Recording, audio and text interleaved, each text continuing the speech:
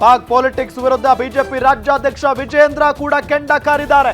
ಸಿದ್ದರಾಮಯ್ಯ ಸರ್ಕಾರದಿಂದ ಮೊದಲಿನಿಂದಲೂ ಅಲ್ಪಸಂಖ್ಯಾತರ ಓಲೈಕೆ ನಡೀತಾ ಇದೆ. ವಿಧಾನಸೌಧದಲ್ಲಿ ಪಾಕ್ ಜಿಂದಾಬಾದ್ ಎಂದವರ ವಿರುದ್ಧ ಕ್ರಮ ತೆಗೆದುಕೊಂಡಿಲ್ಲ. ಡಿಜೆ ಹಳ್ಳಿ, ಕೆಜೆ ಹಳ್ಳಿ ಗಲಭೆ ವೇಳೆ ಮುಸ್ಲಿಮರ ಪರ ನಿಂತವರು ಕಾಂಗ್ರೆಸ್ನವರು. ಮುಸ್ಲಿಮರಿಗೆ ನೋವಾಗುತ್ತೆ ಅಂತ ಸ್ವಪಕ್ಷದ ಶಾಸಕನ ಬೆನ್ನಿಗೆ ಕಾಂಗ್ರೆಸ್ ನಿಲ್ಲಲಿಲ್ಲ. ಅಖಂಡ ಶ್ರೀನಿವಾಸ್ ಅವರನ್ನ ಗಲಭೆ ವೇಳೆ ನಡು ನೀರಲ್ಲಿ ಬಿಟ್ಟಂತ ಪಕ್ಷ ಇದು. ವಲಸಿಗರ ಬದಲು ಕನ್ನಡಿಗರಿಗೆ ಮನೆ ಕೊಡಿ ಅಂತ ನಾಳೆಯಿಂದ ಹೋರಾಟವನ್ನ ಮಾಡಲಿದ್ದಾರೆ.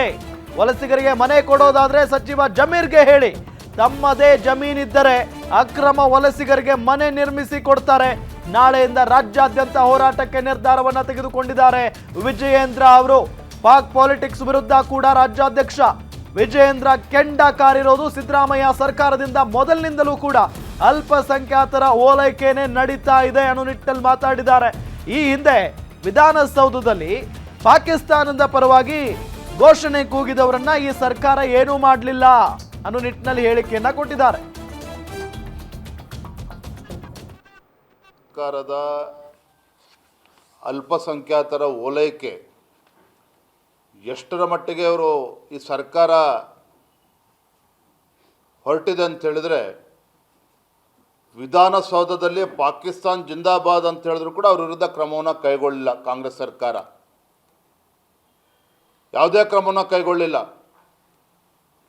ಹಳೆಯ ಪ್ರಕರಣ ಆದರೂ ಕೂಡ ಮತ್ತೊಮ್ಮೆ ಉಲ್ಲೇಖ ಮಾಡ್ತಾನೆ. ಇದೇ ಡಿಜೆ ಹಳ್ಳಿ, ಕೆಜೆ ಹಳ್ಳಿ ಪ್ರಕರಣದಲ್ಲಿ ಅಖಂಡ ಶ್ರೀನಿವಾಸ ಮೂರ್ತಿ ಒಬ್ಬ ದಲಿತ ಶಾಸಕ, ಕಾಂಗ್ರೆಸ್ ಪಕ್ಷದ ಶಾಸಕ, ಅವರ ಮನೆಗೆ ದೇಶದ್ರೋಹಿಗಳು ನುಗ್ಗಿ ಮನೆಗೆ ಬೆಂಕಿ ಇಟ್ಟರೂ ಸಹ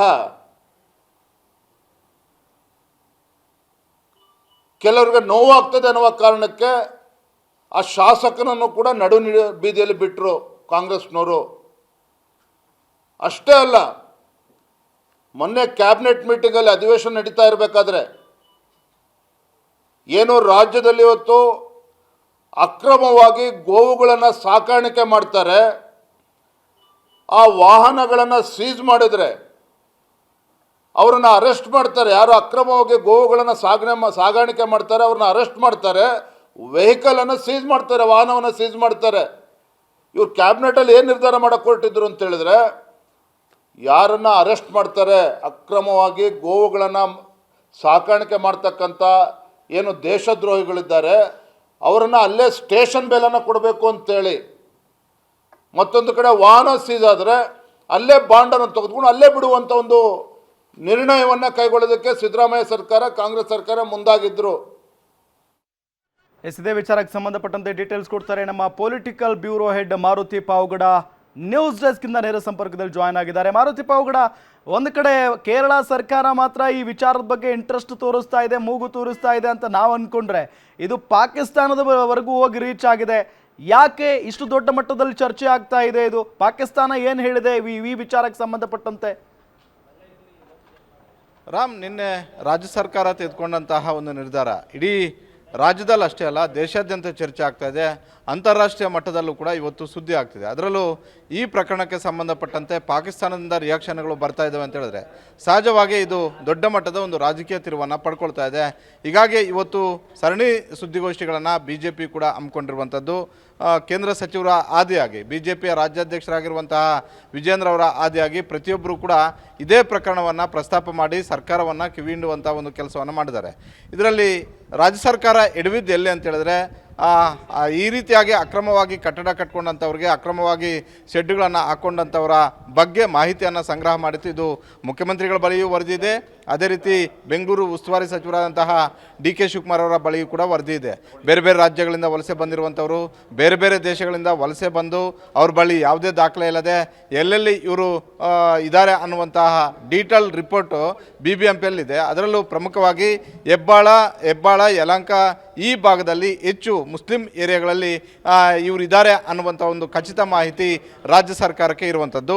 ಈ ನಡುವೆ ರಾಜ್ಯ ಸರ್ಕಾರ ಒತ್ತುವರಿ ತೆರವು ಮಾಡುವಂಥ ಒಂದು ಕೆಲಸವನ್ನು ಮಾಡಿತ್ತು. ಇವತ್ತು ಕೂಡ BJP ಸೇರಿದಂತೆ JDS ಸೇರಿದಂತೆ ಹಲವು ವಿರೋಧ ಪಕ್ಷದ ಶಾಸಕರು, ಮಾಜಿ ಶಾಸಕರು, ಸಂಸದರು, ಕೇಂದ್ರ ಸಚಿವರು ಕೂಡ ಸರ್ಕಾರ ತೆರವು ಮಾಡಿದಂಥ ಒಂದು ಕ್ರಮ ಸರಿ ಇದೆ. ಆದರೆ ಕೇರಳದಿಂದ ಒಂದು ಟ್ವೀಟ್ ಬಂತು, ಪಿನರಾಯಿ ಅವರು ಒಂದು ಟ್ವೀಟ್ ಮಾಡಿದ್ರು ಅನ್ನುವಂಥದ್ದು. ಅದಾದ ಬಳಿಕ ವೇಣುಗೋಪಾಲ್ ಅವರು ಎಂಟ್ರಿ ಆದರು.